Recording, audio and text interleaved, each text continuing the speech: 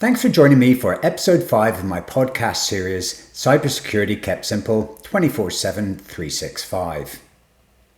In this episode, I'm going to narrate and break down a cyber vigilante or a red hat cyber attack against a criminal command and control system.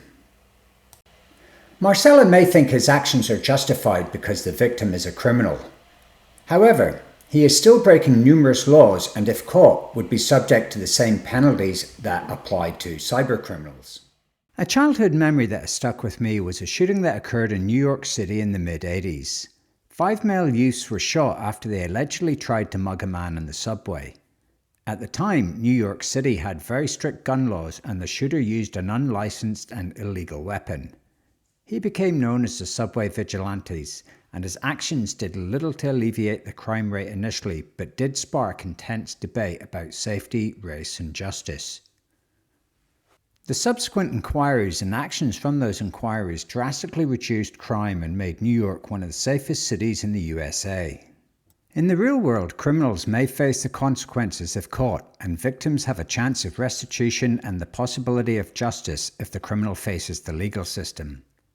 Unfortunately, in the digital world, many of the criminals are out of reach of Western justice and literally thumb their noses at their victims and authorities in the West. Some take it upon themselves to avenge perceived digital wrongdoings in the form of cyber vigilantism. The real victim in this cyber hack is a national retailer with around 1.5 million endpoints dispersed over 2,000 points of presence around their country. They have been breached by at least one criminal cyber gang. Log analysis reveals malware is being stored and distributed by different actors throughout the organization's internal network.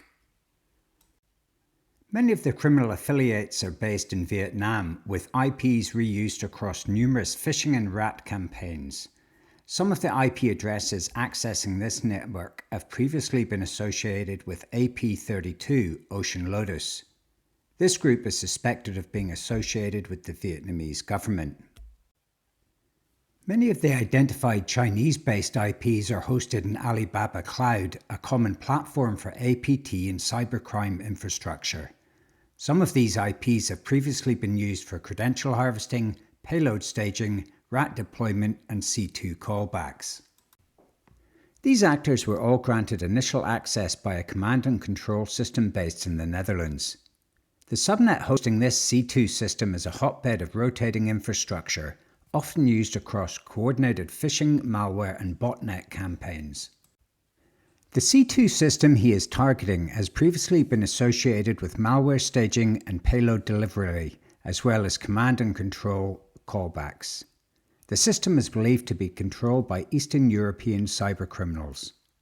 Here we can see Marcella using a tool to create malware. It's not a bad idea, as the malicious actor is likely to have endpoint protection disabled due to knowingly having stored malware on his machine. He is extracting legitimate files from a staging server, so he has no reason to suspect malware has been embedded within some of those files. One of the hardest parts for malicious actors is getting their victim to open a malicious file. This scenario appears perfect for planting malware. He is downloading stolen files daily from a machine that he hacked. It's unlikely he is expecting somebody else to hack the router and then the server, just so they could get to him. Next, he sets up the listener. The target machine is going to make a reverse connection back to this machine once the malware is activated. The listener matches the parameters contained within the malicious code, such as an IP address and the port to connect to. Waiting for malware to activate usually requires a bit of patience. Whilst he is waiting, he is scanning the affiliates and drop servers looking for any open ports. Each open port or service presents a possible ingress point to that system. Each day he updates his malware and uses different embedding techniques to try and get a reverse connection.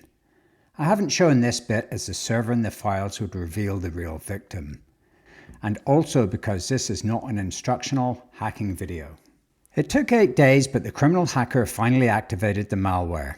A reverse connection between his system and the Red Hat hacker system allows the latter full control over the criminal's system. This connection will re-establish automatically if the criminal restarts his computer. Marcella can now view in real time what is going on the criminal's screen. He can plant files, stop processes, reboot the system. He's got full and total control. One of the cool features of this tool is a feature called hash dump. This is used to view all users on the system as well as the hashed version of their passwords. This is slightly different than encrypted passwords, so they cannot be directly decrypted.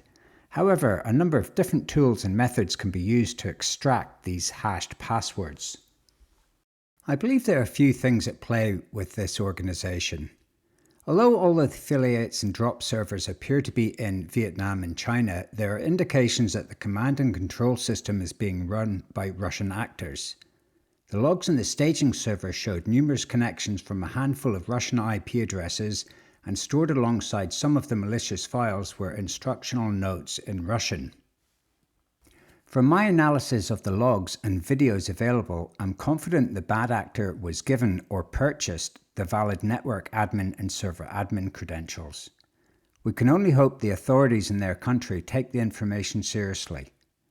If not, I'm fairly sure we'll be hearing about a mass-scale attack for this organization in the near future. In my view, when cybercrime is bankrupting businesses, it becomes cyber-terrorism.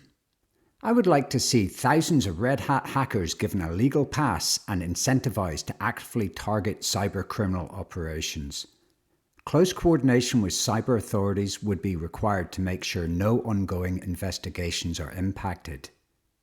I understand this may sound a little reckless, but I think it's worth a try. Western authorities are fighting these criminals with one hand behind their back, and whatever the strategy is to reduce Russian-based cyber attacks clearly isn't working. Thanks for joining me on this cyber adventure. I hope you found it informative and entertaining. Until next time, stay safe in the wires and don't be an easy victim for cyber criminals. Cheers.